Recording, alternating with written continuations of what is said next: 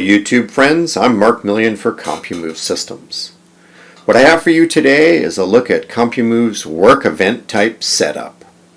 First, we'll have a look at adding work events. Then we'll look at some of the work event type setup options. And then we'll have a look at assigning default and allowed work events to specific job event types. Then finally, we'll have a look at a job and see those defaults in place. Thanks for joining us. Let's get started.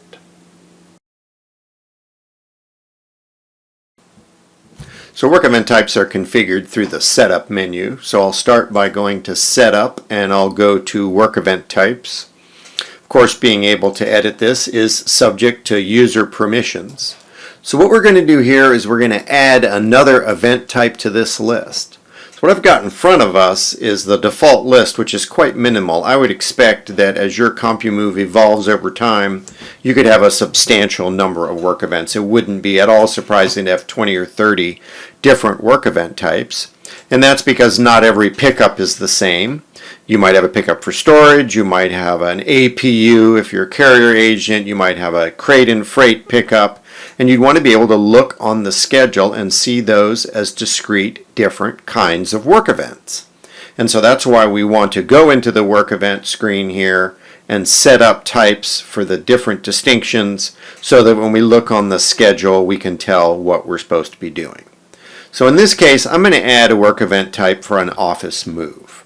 So I'm going to position myself in the list here and I'm going to say add. And the first thing I need to do is give this event type a label. So I'm going to say office move.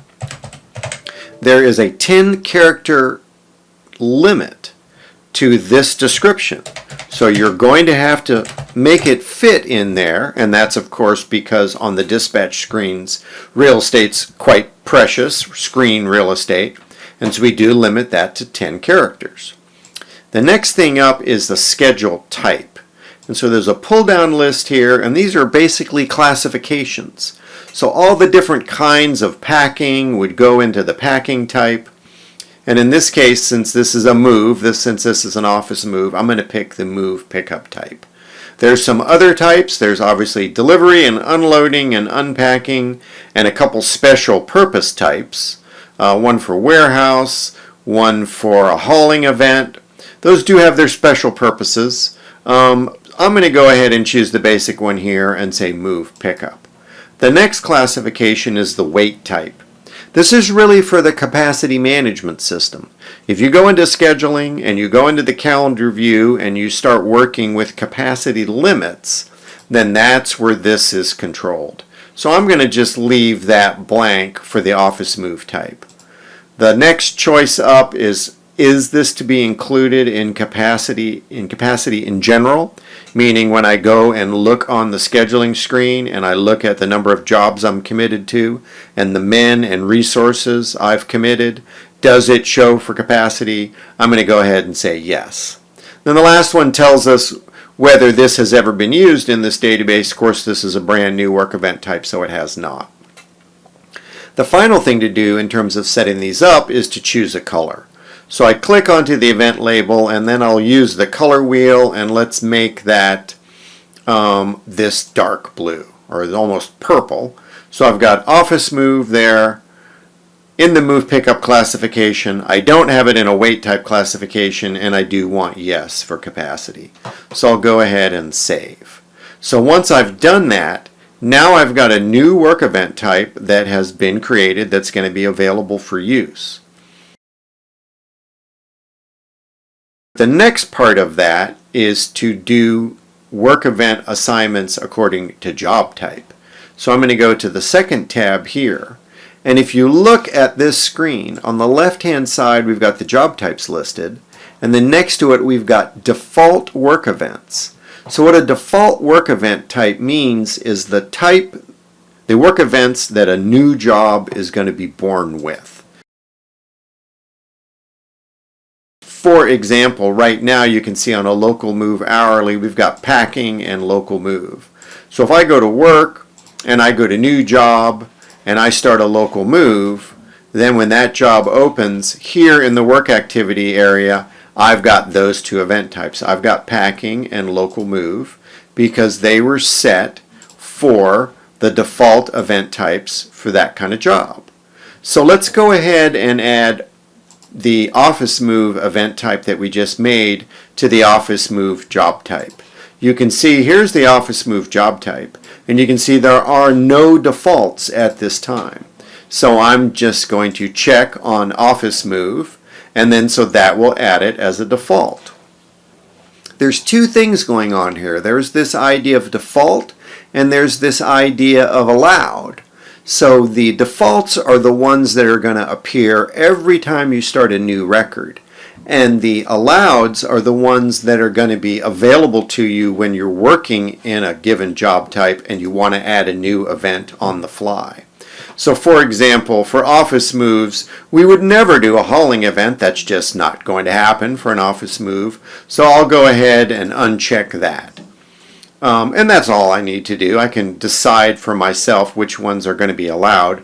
Probably more important is the default ones. When you add a new work event type, it is by default allowed for every job type, but it is not defaulted for any job type. So I'll go ahead and save that. Now there's a couple functions down here that are a bit of a convenience if I'm doing multiple setups, and that's copy and paste. So for instance, you can see in this example, for an interstate move, I've got packing, pickup, and delivery. Suppose I wanted to do the same thing for these next three job types in sequence. A couple carrier names. So I'll sit on this one, and I'll say job type copy, and then when I land on that one, I can say paste, and I can say paste, and I can say paste, and so now I've duplicated that without having to choose them one by one over again. So let's go ahead and save, and then now let's see what we've done. So I'm going to return to that office move job type and have a look at it. So we'll close this out. We'll go to work, we'll start a new job, we'll pick the office move job type, and then when it opens, we've got office move as the default work event. So I'm going to go ahead and put this into long name format. Let's say that we are moving the Jones Company as an office move, and so I want to establish an office move event type. I'll put it on a day, or an office move event. I'll put it on the day, I'll save it, so I've got that event there. But then if I want to add another event, maybe there's an extra stop, maybe we're going to do a pack or a prep day, I can say add event and pull the list down, and then that's where the allows come in. You can see that that hauling option is no longer there. So what it really does is it just shortens the list to make it more manageable. So as you're working through your different kinds of jobs, you don't have to wade through events that are just never going to happen on a given kind of job. In the same way, if I click into this event to edit it and pull this list down to choose another kind of event, like if I were to go with the packing event, it's the same thing. I can only choose the alloweds. The ones that are not allowed, of course, are just not going to be on that list. So that's how you manage job event type setups and associate them with the individual job types. If you've got any questions, if you'd like to explore this in more detail, as always, please don't hesitate to reach out to us. We're here to help, and thanks for watching.